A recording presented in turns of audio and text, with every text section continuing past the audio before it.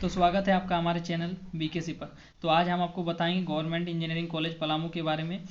उसमें कौन कौन से ब्रांचेस हैं, क्या सीट मैट्रिक्स हैं, कितने सीट्स में आप लोग एडमिशन ले सकते हैं, क्या एडमिशन प्रोसीजर है और क्या इसका जो है वो कब से आपका काउंसलिंग शुरू हो रहा है। तो चलिए इस वीडियो में, जैसे कि आप लोग का बहुत ज़्यादा कमेंट आ रहा था और आप लोग कमेंट बॉक्स पे लिख रहे थे कि डिफरेंट वीडियोस का कि भैया गवर्नमेंट इंजीनियरिंग कॉलेज पलामू का जो है वो सीट मैट्रिक्स बताइए, सीट मैट्रिक्स बताइए। तो डेडिकेटेडली सीट मैट्रिक्स से ही ये वीडियो डेडिकेटेड है। आपको इसमें सिर्फ और सिर्फ सीट मैट्रिक्स और कौन कौन से ब्रांचेस हैं, क्या उसमें एडमिशन का क्या क्राइटेरिया है, क्या प्रोसीजर है, वो आपको इस वीडियो में जानने को मिलेगा। तो चलिए हम आपको ले चलते हैं स्क्रीन पे, जहाँ पे आपको हम दिखाएंगे भी और साथ में बताएंगे भी कि कौन से ब्रांचेस में कितने सीट्स हैं, आप किस किस के थ्रू आप इसमें एडमिशन ले सकते हैं और कितना जो सीट्स है वो वैकेंट है। तो चलिए आइए जानते हैं। ये जो डेटा है वो जो आप जैसे कि देख सकते हैं स्क्रीन पे, ये 2025 और 2024 और 2025 से रिलेटेड है। इसमें जो JCCB काउंसलिंग जो लेटेस्ट होने वाला है उसी से रिलेटेड डेटा है। तो चलिए स्क्रीन पे हम आपको बताते हैं कि कौन से ब्रांचेस में कितने सीट्स हैं। तो सबसे पहला जो ब्रांच है वो हम लोग का मैकेनिकल है। मैकेनिकल के लिए गवर्नमेंट इंजीनियरिंग कॉलेज पलामू में 60 सीट्स अवेलेबल है, जो कि आप लोग JEE मेंस देने के बाद आप लोग JCCB काउंसलिंग कीजिएगा तो आप उसके थ्रू 60 सीट्स पे एडमिशन ले सकते हैं। उसके अलावा जो कुछ सीट्स एक्स्ट्रा होते हैं वो D2D के थ्रू एडमिशन होता है, जो कि आपका 10 से 12 सीट होते हैं। ऐसा सीट्स जो D2D के है वो आप उसके लिए आप लोग एलिजिबल नहीं है। आप लोग जो स्क्रीन पे देख सकते हैं वही सीट्स आप लोगों के लिए काम का है, वो जो कि 60 सीट्स है। तो आप लोग मैकेनिकल में जो है काउंसलिंग के थ्रू आप लोग 60 सीट में एडमिशन ले सकते हैं। चलिए अब दूसरा ब्रांच की ओर ले चलते हैं। दूसरा ब्रांच जो कि है वो आपका सिविल इंजीनियरिंग है। तो सिविल में भी सेम मैकेनिकल की तरह ही 60 सीट्स हैं।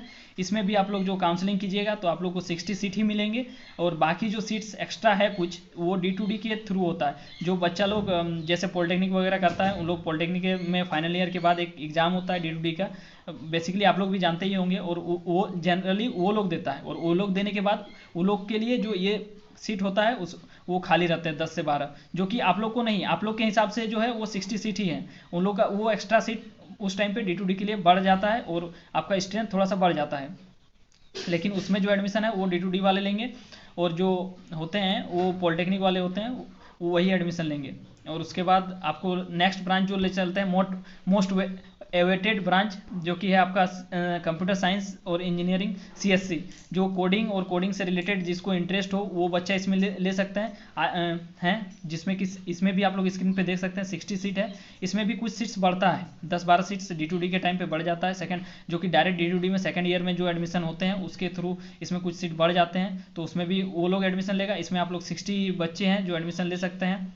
कुछ बच्चा लोग जो होता है कि जैसे कि आप लोग जानते हैं कि वो नॉर्मल होता है, ड्रॉपर बच्चे नहीं होते, जो कि नॉर्मल होते हैं, तो उन लोग का जो होता है किसी भी कॉलेज में एडमिशन ले लेता है और उसके बाद उन लोग तैयारी करना चालू रखता है। और जैसे ही उन लोग को अच्छे कॉलेजेस NIT IIT IIIT वगैरह मिलते हैं तो वो लोग कॉलेज छोड़ देते हैं, तो फिर वो सीट्स वैकेंट हो जाते हैं, जो कि D2D के टाइम पे उस सीट को भर लिया जाता है जब D2D का होता है, जिसमें कि एडमिशन टाइम पे भर दिया जाता है। तो आप लोग के हिसाब से अभी 60 सीट है, आप लोग काउंसलिंग कीजिए, आप लोग 60 सीट के लिए एलिजिबल है। आप लोग वहाँ पे 60 सीट में CSC पे एडमिशन ले सकते हैं। मैक्सिमम जो CSC का है वो 60 ही है। जब से कॉलेज शुरू हुआ है इसमें वैसा कोई र्यूमर नहीं है कि सीट बढ़ा है या घटा है। अभी तक जब से कॉलेज शुरू हुआ है तब से इसमें ओनली 60 सीट्स ही है।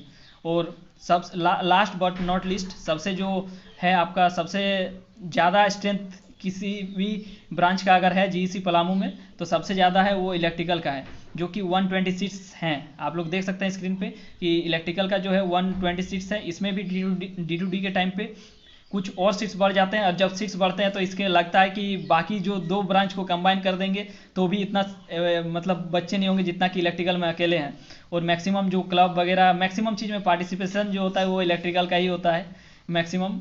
और इसमें आप लोग फेस्ट वगैरह में भी मतलब इसमें देखिएगा तो स्ट्रेंथ ज़्यादा है, उसके लिए इसका पार्टिसिपेशन भी ज़्यादा है। ऐसा नहीं है कि खाली इलेक्ट्रिकल वाले ही पार्टिसिपेट करते हैं, सारे जो मैकेनिकल सिविल है उन लोग में भी बहुत टैलेंटेड बच्चे हैं, तो उन लोग का भी पार्टिसिपेशन रहता है, लेकिन बच्चा ज़्यादा है इसलिए नंबर हम लोग का इसमें ज़्यादा देखने को मिलता है। और टोटल सीट्स जो आप लोग का है वो आप लोग को देख सकते हैं कि टोटल जो GEC पलामू में टोटल बच्चे जो एडमिशन ले सकते हैं वो JCCV काउंसलिंग के थ्रू वो 300 है, 300 बच्चे ही इसमें ले सकते हैं। और जो हमने आपको जैसे बताया कि D2D के टाइम पे कुछ सीट्स बढ़ जाते हैं, वो आप लोग के लिए नहीं है, उसमें आप लोगों को कोई फ़ायदा नहीं होगा। जो भी फ़ायदा होगा वो D2D के पॉलिटेक्निक वाले बच्चे लोग जो कि डायरेक्ट सेकंड ईयर में आते हैं डिप्लोमा टू डिग्री का एग्जाम देके, उन लोग के लिए फ़ायदेमंद रहेगा। और उस टाइम पे कुछ आप लोग को नया चेहरा कॉलेज में देखने को मिलेंगे।